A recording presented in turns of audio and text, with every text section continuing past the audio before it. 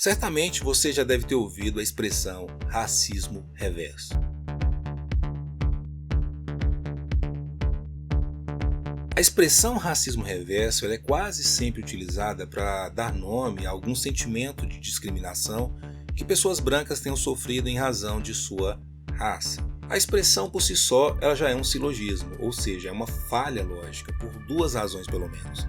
A primeira razão é que o racismo em relação aos negros, indígenas, povos asiáticos e inclusive mulheres é um fenômeno que é derivado da construção histórica que foi produzida por cientistas brancos e europeus do século XVIII e XIX, conhecida como racismo científico, ou seja, o racismo é uma relação sistêmica de biopoder branco.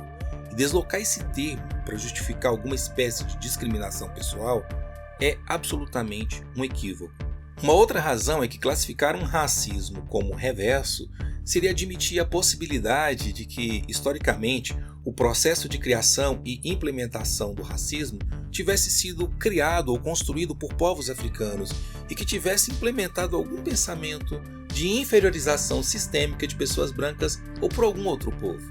E isso, historicamente, nunca existiu. O racismo ele é produto de uma ciência europeia e se valeu disto para manter o processo de escravidão de povos africanos e também de afrodescendentes.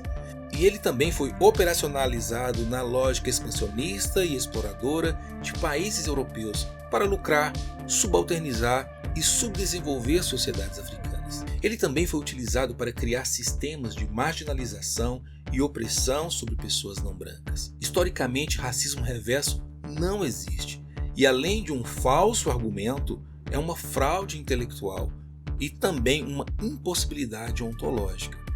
Mas de onde vem essa expressão racismo reverso? Eu costumo dizer que tudo tem história.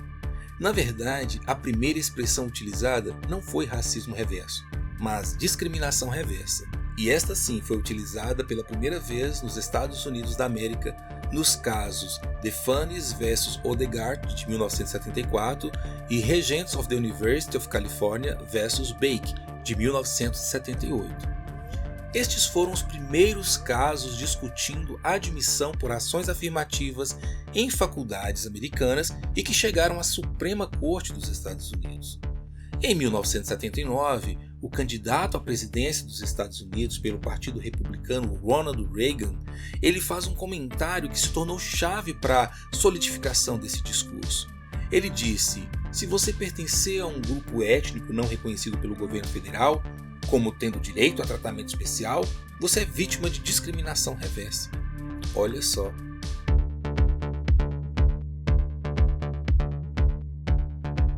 No livro da Ellen Messer, cujo título é A Criação da Discriminação Reversa, ela debate inclusive como esses casos, Defanies vs. Bake, branquearam o racismo e a proteção igualitária, descartando ali fatos históricos, sociológicos, estatísticos e experienciais do racismo sistêmico, e acabaram montando uma discriminação reversa como um novo objeto de análise jurídica.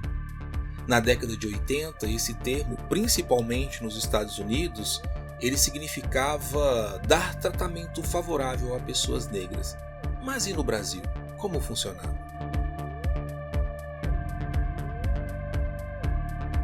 A luta antirracista nos Estados Unidos e também as suas questões quase sempre irradiavam e repercutiam para além das suas fronteiras e as suas questões também. E ali no auge da criação dos movimentos negros nacionais e da luta pelo direito das pessoas negras nos Estados Unidos e no mundo, a elite racista branca ela buscou a utilização de certos mecanismos de desarticulação e também de negação. O crescimento deste movimento reivindicatório dos negros acabou constituindo uma séria ameaça à situação de subordinação econômica e social e também de desvantagem dos negros em relação aos brancos na competição por melhores posições em quase todas as áreas de atividade. E isso provocava uma inquietação na sociedade branca, principalmente na classe média alta. E é nesse contexto de questionamento das conquistas de certos direitos por população negra, ou na luta pelas conquistas de certos direitos da população negra, que nasce essa expressão racismo às avessas, ou seja, um preconceito e discriminação dos negros contra brancos. Houve quem temesse inclusive uma retaliação dos negros contra brancos, motivadas não apenas pelo desnível social desta época, mas também por causa do ressentimento dos negros devido ao longo passado de exploração, opressão, de escravidão e de subjugação pelas pessoas brancas.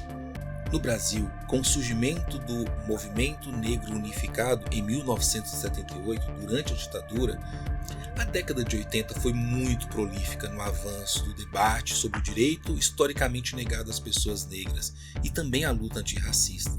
Foi inclusive aprovada a Lei 7.716, que é de 1989 e é conhecida também como Lei K.O. E aí, o racismo às avessas ou a discriminação reversa surge como um discurso de contraponto em relação a esta questão. As expressões racismo reverso, discriminação reversa, nascem na verdade da ideia de relativização do racismo, ou como disse Carlos Moore, que existe uma tendência histórica de trivializar o racismo, relegando-o ao plano de meros preconceitos que todo mundo tem.